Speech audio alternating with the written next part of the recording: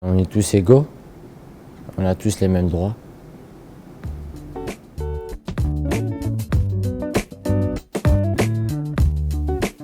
L'association Éveil, agréée par le ministère de l'Éducation nationale et soutenue par le Conseil régional Île-de-France, mène une action de sensibilisation sur l'égalité entre les femmes et les hommes.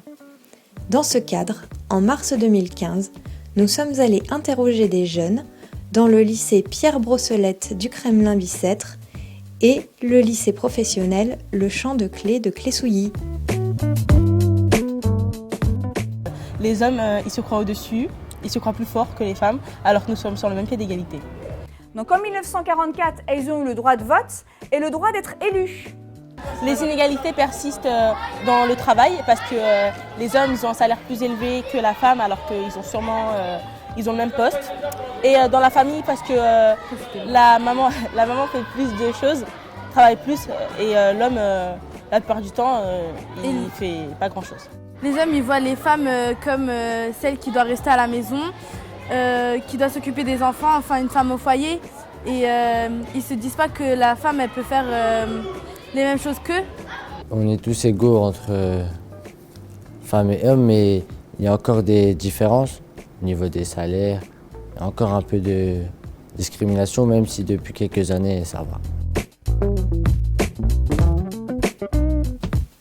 Parlez-nous de la parité. Selon moi, oui, je trouve ça normal qu'il y ait la parité en politique, car tout le monde a son point de vue, les femmes comme les hommes, donc je trouve ça normal. Oui, d'après nous, c'est normal qu'il y ait 50% de femmes et 50% d'hommes, parce que les idées, ce ne sont pas les mêmes. Je pense qu'on a besoin de plein de points de vue différents, que ce soit de l'homme ou de la femme.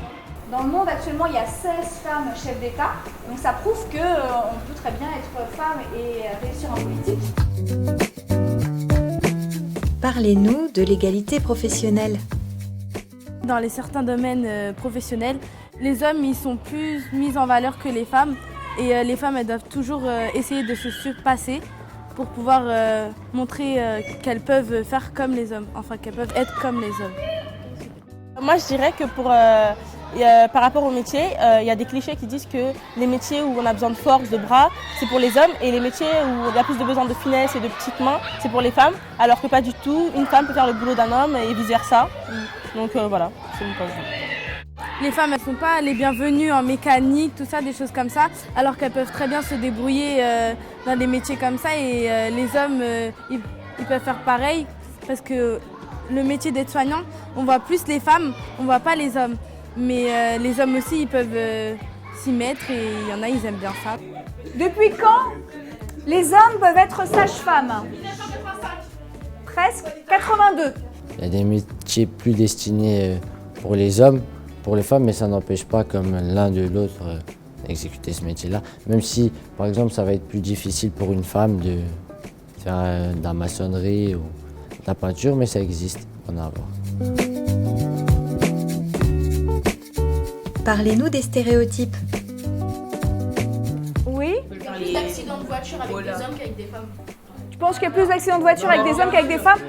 Donc toi, tu penses que ça dépend plus des personnes finalement? Tu penses qu'il y a des femmes qui conduisent bien et des hommes qui conduisent bien et des hommes qui conduisent mal et les femmes qui conduisent mal? Ça dépend plus des personnes.